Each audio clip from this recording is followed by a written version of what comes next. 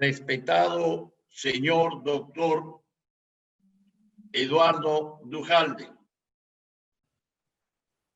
como testimonio de reconocimiento a sus relevantes méritos y en virtud de la autoridad que se me ha conferido, tengo el honor de reconocerlo como doctor honoris causa de la Universidad César Vallejo y otorgarle la resolución correspondiente, la medalla de la Universidad César Vallejo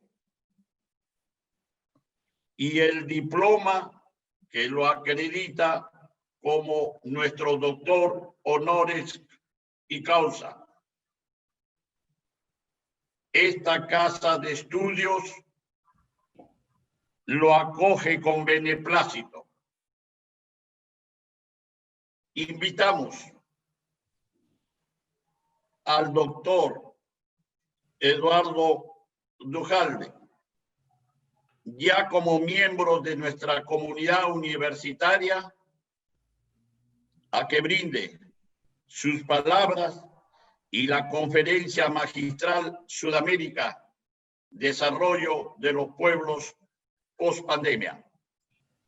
Queridos hermanos peruanos, autoridades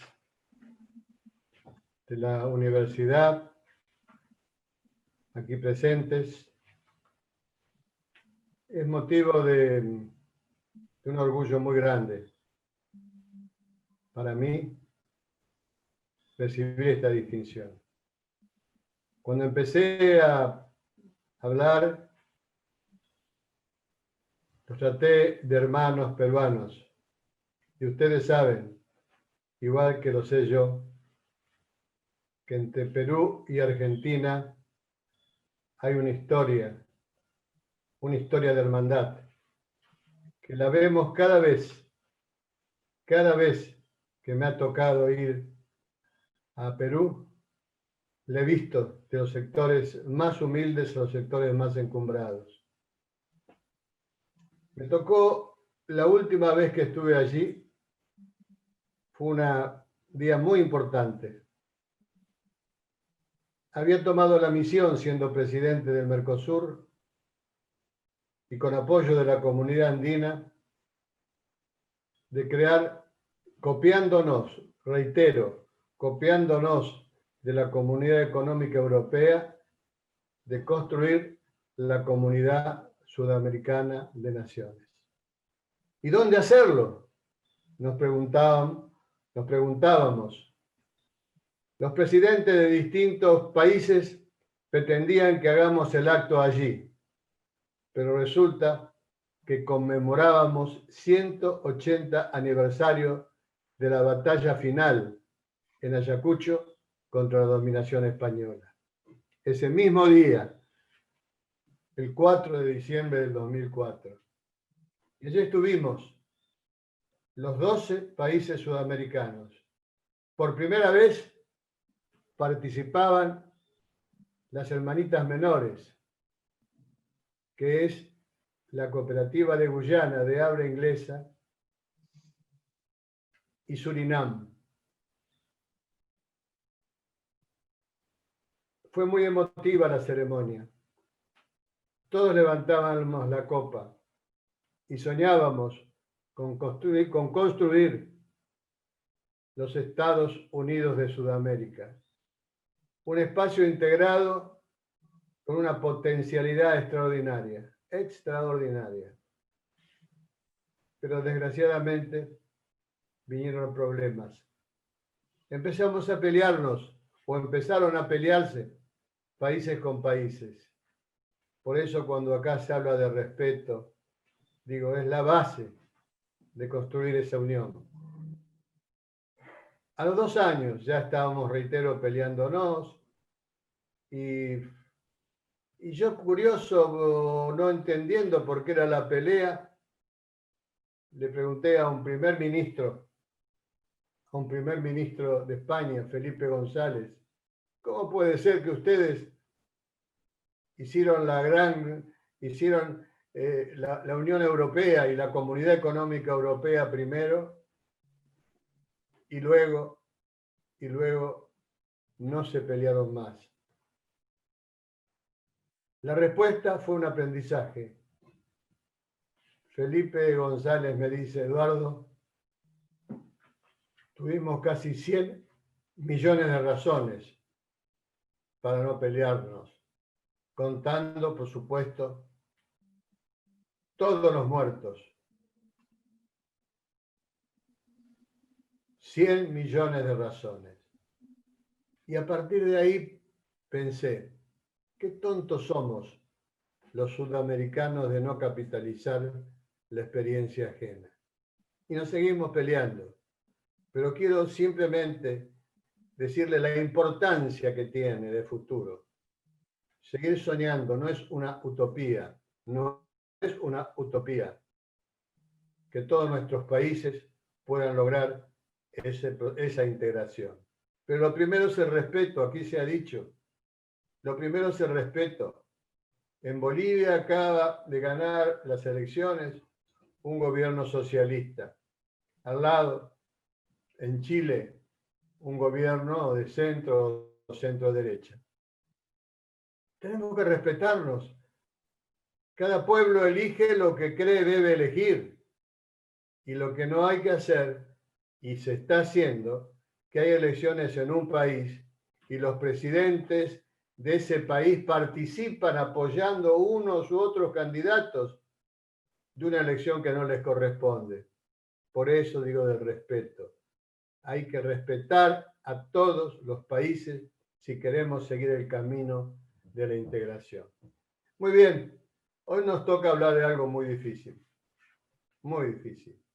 porque lo único permanente es el cambio. Lo único permanente es el cambio. ¿Y cuál es la certeza? La incertidumbre es la certeza. Yo he leído en los medios de hoy que Perú pasa a la cuarta etapa, ¿no es cierto? Y ojalá nos vaya bien. Ojalá nos vaya bien. Pero ¿quién puede asegurar eso? ¿Quién puede asegurar eso? Es muy difícil. Países de Europa y de otros lugares del mundo han llegado hasta esa etapa y después han tenido que retroceder. ¿Quién nos puede asegurar que no habrá una segunda pandemia o un segundo paso de la pandemia? Nadie lo puede asegurar. Por eso digo que el único seguro es la incertidumbre. Entonces, cuando empezamos a ver qué podemos hacer en nuestros países, tenemos que saber bien eso. No sabemos cuándo termina la pandemia. Y lo que podemos entonces sí hacer, de cuenta que ya terminó. Hagamos de cuenta de lo que todavía no está concretado. No sabemos cuándo nos van a vacunar, no sabemos si esa vacuna va a ser realmente efectiva. Pero imaginemos entonces que lo malo ya pasó, que esta cuarta etapa que inicia Perú abriendo locales no tiene retroceso. Pero ya digo, nadie puede asegurar que no habrá un rebote, ni tampoco podemos asegurar cuándo podemos vacunarnos. Todavía no sabemos eso. Ante esto, solo cabe esperar, porque sin duda, como se ha dicho acá, afrontamos la más compleja situación a escala global. Pero no es solamente la incertidumbre.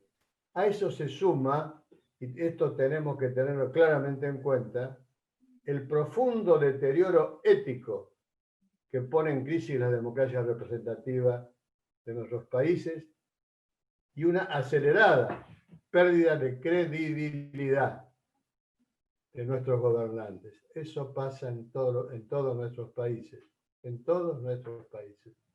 Yo quiero entonces desgranar ante ustedes algunas ideas que no son otra cosa que temas que me ha tocado a mí realizar y que quiero que por lo menos comentarlo para que lo piensen.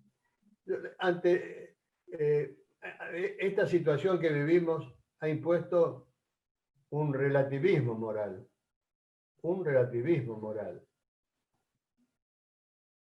Desde el plano filosófico, no hay una única forma, una forma universal de saber lo que está bien o lo que está mal. En la mirada popular, ese relativismo indica que las sociedades conviven cómodamente con la corrupción. En tanto, su bienestar personal y de su familia no se ve afectado por esas prácticas corruptas. Pero bueno, se ha normalizado la idea de que los dirigentes, los gobernantes, en vez de trabajar para el bien público, trabajan para el bien de un sector y se van alejando paulatinamente, se van alejando del pueblo. Pero pareciera que este fenómeno se debe mantener para siempre y no es así.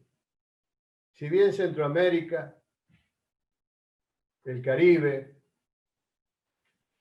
México y nosotros hemos tenido en estos últimos tiempos una explosión de corrupción en las últimas esferas. Como antes dije, ya no se gobierna para el bien común, sino para los intereses de grupo. Los pueblos, ante esta situación, han dejado de lado el relativismo. Se empobrecen cada día más y han dejado de lado el relativismo, y eso es muy bueno. Y aparece lo que se llama la demanda ética. Hay una demanda ética en nuestros pueblos. Quiero contarles que no son suficientes las normas que se han votado en nuestros países sobre controles éticos. Casi todos nuestros países han votado leyes o códigos de controles éticos, pero lo que ha fallado es el control. Y en los pueblos, la importancia del control es extraordinaria. Generalmente, lo que se ha votado, leyes o códigos, no han servido. Por lo tanto, tenemos que pensar que tenemos que, desde los cimientos, levantar una nueva institucionalidad. Y les decía que yo quería contarles experiencias que hemos vivido, que quiero compartir con ustedes.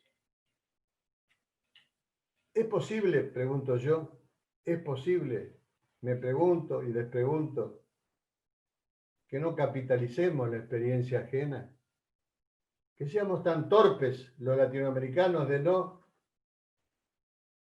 tomar la experiencia europea, que no se pelearon más y fueron progresando y progresando. Y otra cosa,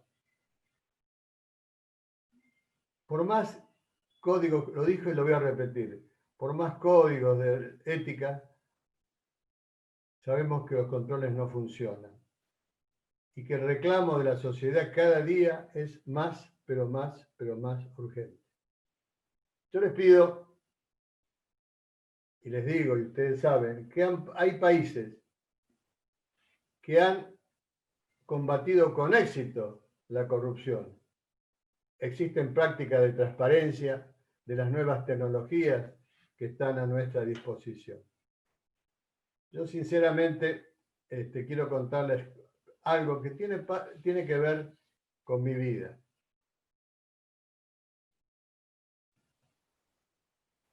Todavía hoy, mire que han pasado años, 200 años, seguimos encuadrados, cuando se trata de la política, en la perimida opción que es gobierno y oposición. ¿No será muy viejo eso? ¿No será que tenemos que cambiar?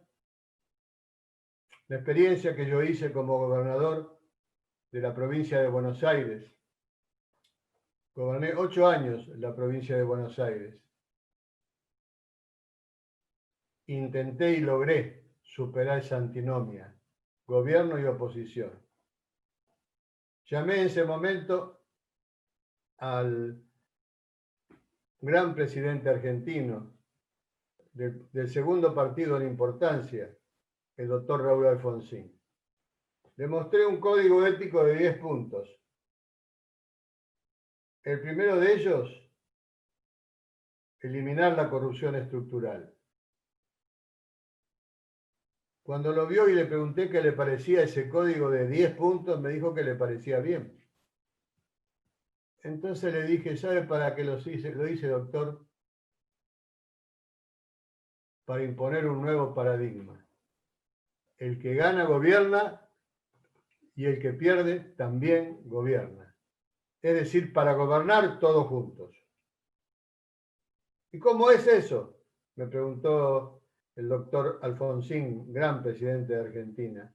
Es muy sencillo. Yo administro los bienes y administro todo lo que aparece en el presupuesto como ministros. Soy el que administra los bienes y ustedes controlan. ¿Controlan qué? Me preguntó. Todo. Controlan todo. ¿Pero qué es todo? Todos los organismos de control, creados a crearse, tienen que estar a disposición de ustedes. Y logramos entonces por primera vez en Argentina, por primera vez en mi país, ese nuevo paradigma que yo creo que debe imponerse con el tiempo a todos los países. No se puede gobernar con un solo partido, por más que tengan mayorías parlamentarias que generalmente son escasas. Eso no alcanza. Para gobernar todos juntos, un poco, porque la ley se los impone, es lo de Europa, que deben hacer coaliciones. Alemania, que ha salido de las situaciones más difíciles, ha hecho veintenas de grandes coaliciones en estos años. Veintena de grandes coaliciones. Y nos fue muy bien, trabajamos 8 años. Eliminamos la corrupción estructural. Pero después los gobernantes que vienen no siguen esa forma de gobernar. Años después ocurre en Argentina algo que es para el récord de Guinness. Un gobernante electo por la Unión Cívica Radical, el doctor de la Rúa, renuncia a su cargo. Y en 11 días hubo 5 presidentes. Elegían y renunciaban, elegían y renunciaban. Y me tocó a mí ser el quinto. Precisamente el mismo Alfonsín fue el que prácticamente me conminó a que sumiera la presidencia. Entre el radicalismo, que había ganado la elección, y nosotros, los justicialistas, teníamos cerca del 90% de los votos. Y puse una condición. Con eso no alcanza. Yo necesito que el tercer partido, el Frente de Solidaridad, también participe. Si no participamos todos, el 96% de los que han votado, yo no me hago cargo de la presidencia. Y nos hicimos cargo así, el partido aceptó. Y con ministros de todos esos partidos, y con 3 objetivos básicos, solo 3 en crisis no se puede tratar de resolver todos los temas. Es imposible resolver todos los temas en época de crisis. Elegimos los más importantes. Le prometí a los argentinos que eso era una misión. El día que cumpliéramos esa misión, ese día yo llamaba elecciones. Y los 3 objetivos eran muy simples. Pacificar el país. En ese momento era el que se vayan todos. El que se vayan todos es el grito de guerra de la gente. Todo el día en la calle, en grandes movilizaciones. Y en realidad la gente tenía razón. Y así fue como estábamos, reitero, todos juntos. A los 3 días ya estábamos votando leyes. Además, como no había credibilidad en la dirigencia, creamos con las iglesias en general lo que se llamó el diálogo argentino. Y nos comprometimos que los proyectos que íbamos a llevar adelante pasaban primero por el sedazo de ese diálogo, reitero, el diálogo argentino. La situación parecía muy difícil de resolver. Como antes dije, estábamos, ya no podíamos pagar un centavo de la deuda, estábamos en default, nadie nos prestaba plata. Pero yo sé, como saben ustedes, un pueblo trabajador, el peruano, que si hay seguridad, si el gobierno le da la seguridad a los que están gobernando, sobre todo a empresarios y trabajadores, se pone en marcha el tema del trabajo. Y pudimos salir. Y entonces insisto en la idea porque puede quedar media difusa. Para gobernar todos juntos. Eso debe ser el futuro, para gobernar todos juntos. ¿Por qué no intentamos hacerlo? Reitero, es lo que a Europa, al sistema parlamentario, le exigen las leyes. ¿No es cierto? Hacer una gran coalición. Cuanto más grande la coalición, más posibilidades hay de eso. Bueno, la complejidad, entonces, volviendo a la complejidad de la época que vivimos, es de tal magnitud que esa antinomia de la que hacía referencia hay que dejarla definitivamente de lado.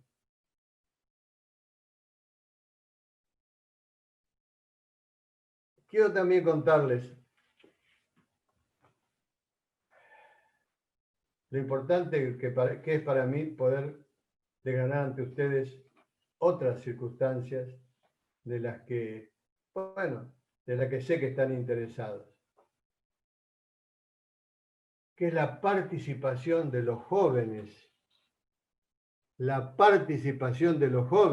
la política.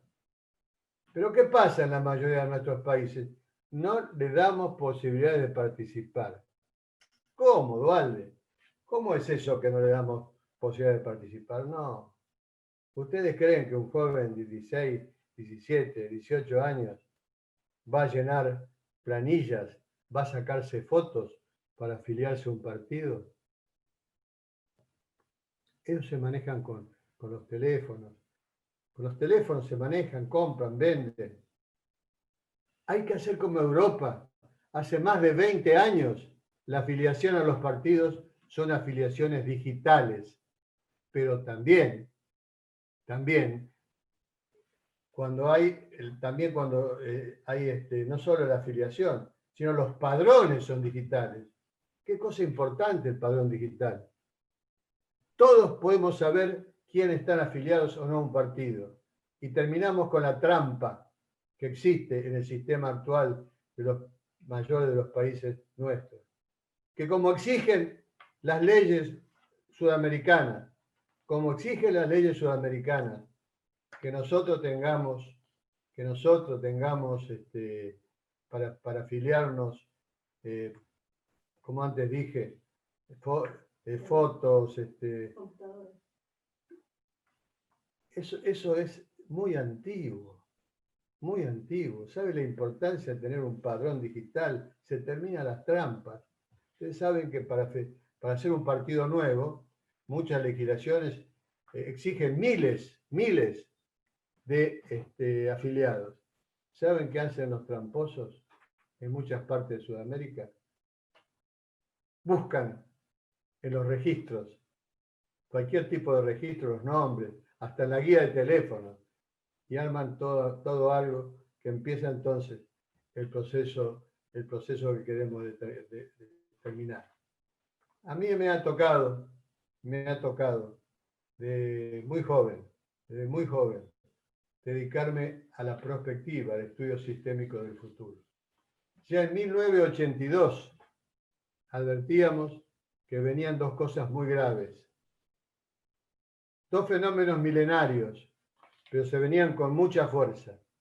¿Cuáles eran esos fenómenos milenarios que llamábamos los dos jinetes del Apocalipsis. El fenómeno de la droga y el fenómeno de la corrupción. Todo esto tenía que ver con que a mitad del siglo pasado el aumento extraordinario de la tecnología fue los organismos básicos que teníamos nosotros en nuestra época, familia, iglesia y escuela, se fueron deteriorando. Y cada día se notaba más que íbamos cayendo. Y en un libro que se llamó Humanismo, Omega Barbarie explicaba estas cosas. ¿Y qué pasa ahora? ¿Qué pasa ahora? ¿Qué nos está pasando ahora? ¿Qué nos pasa? Que no nos damos cuenta que tenemos que salir con cosas muy sencillas, muy fáciles, muy complejas. Hablamos del respeto, hablamos de los jóvenes, que no solamente no le dejamos participar, no solamente eso, ellos no están de acuerdo con nosotros. Los jóvenes no están de acuerdo con nosotros. Y sobre todo los más pequeños, que tienen una forma distinta de hacer política, que ni siquiera tienen estructuras, redes y movimientos. ¿No vieron qué caso extraordinario? El de Chile, por ejemplo, que durante 2 años tuvieron contra la pared al gobierno y nadie sabe quiénes son. Nadie sabe quiénes son esos chicos que están escribiendo en las redes. Lo que sí sabemos, que al viejo rey Juan Carlos de España hicieron entender que no se podía matar más animales en África. Se cansó el rey Juan Carlos de explicitar, de dar explicaciones, pero perdió el 40% de su imagen. ¿Saben por qué? Porque los adultos sabemos que tienen razón. Esos chicos que nosotros no le prestamos atención son los que nos vienen a reemplazar. Debemos tener claro que somos los últimos sapiens y que hace ya muchos años, básicamente en el 2006-2008, Alessandro Barico, un escritor italiano, advirtió que habían llegado los nuevos, los que no piensan como nosotros, los que no quieren matar ni siquiera a una hormiga. Y esto no es una exageración. He tenido casos cercanos a mi familia. Un chico enojado de 12 años con su abuela le arrancó la hormiguicida de la mano, lo tiró a un terreno baldío y le dijo: vos no tenés derecho a matar hormigas. Vos no tenés derecho. La abuela se asustó y lo querían llevar a un psiquiatra al chico. No hay que llevarlo a un psiquiatra. Estos son los nuevos. ¿Cómo se llaman los nuevos? Este Barico, en un libro escrito en el 2006, lo llamaba mutantes. Y yo escribía sobre los mutantes hasta que una señora me dice: mire, doctor, la palabra mutante tiene una acepción muy mala para los jóvenes por las películas que aparecen esas. Y entonces a partir de ahí les digo los nuevos. Los nuevos están en las redes sociales, están en los movimientos. ¿Qué les parece a ustedes lo de Francia? Hace 2 años que las redes sociales están con los chalecos, creo, amarillos. No hay un solo conductor. Es lo nuevo, es lo que va a aparecer en todo el mundo. Y no tengan ninguna duda, va a aparecer en Perú, va a aparecer en todos nuestros países. Jóvenes que quieren cambiar, jóvenes que no están de acuerdo con lo que nosotros decimos y hacemos. No están para nada de acuerdo. No están para nada de acuerdo. Quieren conversar y le decimos que escuchen. Nos dice que no hay que matar, que hay que cuidar al hombre, a los animales, a la naturaleza, a las plantas, y le respondemos con qué, deforestando. Hemos eliminado el 80% de las aves. Ellos lo saben.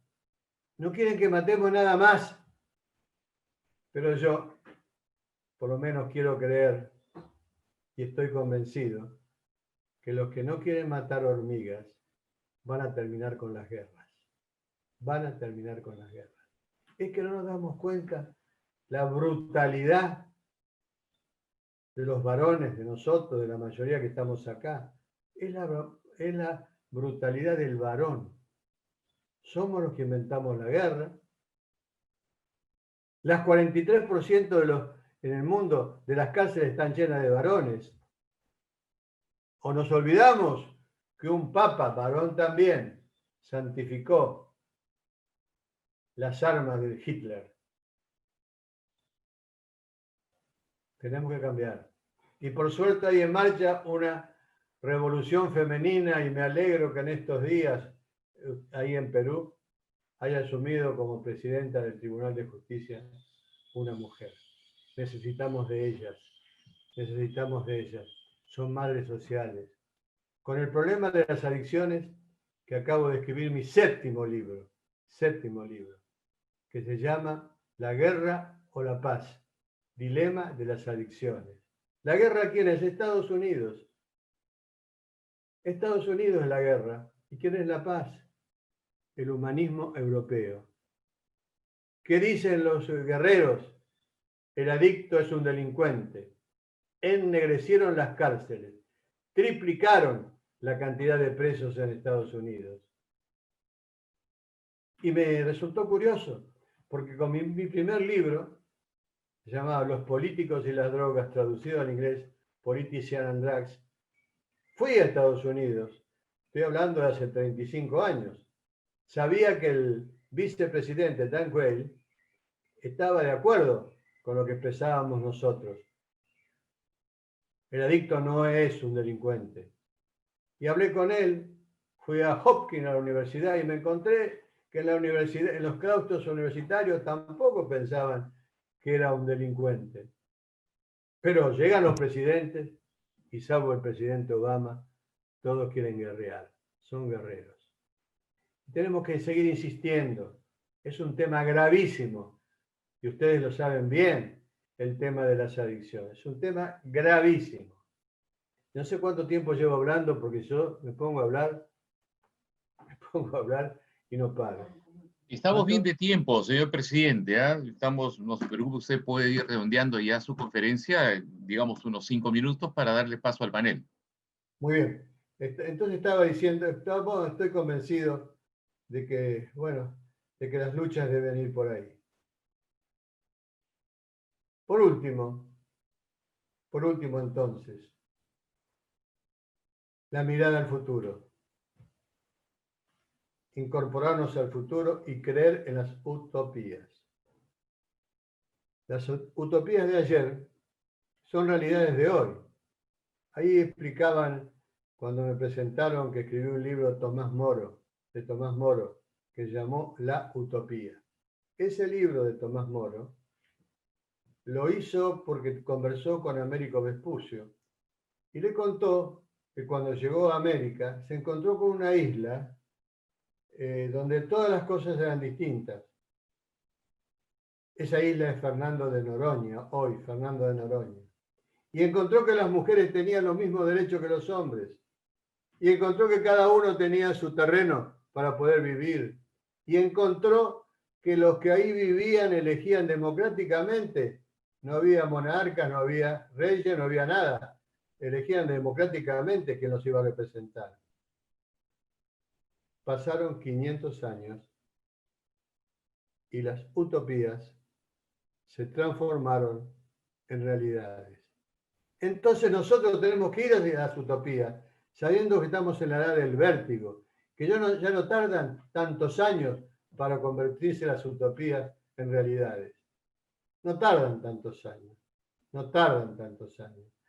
En muy poco tiempo podemos construir lo que empezamos a construir, después se cayó por las peleas, que es los Estados Unidos de Sudamérica. Creemos en esa utopía. Y del tema que me pidieron que hablar, me he dado cuenta que no podemos hablar de todos los países igual en materia de desarrollo. Entonces voy a hablar de Perú. Perú ha sido bendecida por Dios, o si algunos no creen en el Señor, por la naturaleza. Y eso ha sido explotado y demuestra la capacidad de trabajo de los peruanos. En la minería, impresionante. Lo de la minería en Perú es impresionante. Todo el oro, la plata, el zinc, el cobre, el estaño, el plomo, los tienen entre los primeros lugares. Y después los otros productos. Por supuesto que en Perú no hay vacunos prácticamente por el tipo de geografía, pero el oro del Perú. Y en el 2004, cuando fuimos a construir la comunidad sudamericana, nos encontramos con una noticia, Camisea, que ustedes saben mejor que yo lo que significa. Y a partir de Camisea, el gas, y a partir del gas, la modificación de la utilización del petróleo, cosa que le hace muy bien, no solamente a Perú, en términos económicos, sino a la humanidad. Necesitamos que los productos, los carburantes basados en el petróleo ya dejen de funcionar. ¿Qué voy a decir de la pesquería? Todos sabemos en América lo que significa la pesquería, la harina de pescado, el aceite de pescado. Bueno, y después el plátano, y toda la fruta, la uva, todo lo que han hecho. Por eso, y para ir terminando, decirles, primero, reiterarles mi agradecimiento. En segundo lugar, que voy a estar, seguramente, apenas pueda viajar a Perú, y reiterarle algo que lo tengo aquí en el corazón. Nos une la historia peruanos y argentinos. Me ha llamado la atención el trato que tienen con nosotros, que si bien somos todos hermanos, los sudamericanos, el trato con los peruanos es muy especial. Y ya que tienen un turismo importante, cuando pueden tenerlo o no ahora, allí estaré visitando la universidad y también, por supuesto, visitando esos hermosos lugares que tienen. Muchísimas, pero muchísimas gracias. Muchas gracias, señor presidente. Este aplauso es nuestro reconocimiento a usted por su conferencia magistral de parte de todos nosotros.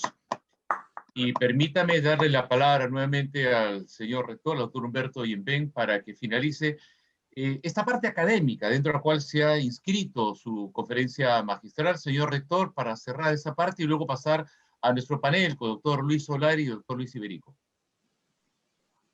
Señoras y señores, con profunda satisfacción se ha dado cumplimiento al mandato del Consejo Universitario. Nuestra institución se siente altamente honrada con la aceptación del doctor Eduardo Duhalde de pertenecer al claustro de doctores de la Universidad César Vallejo.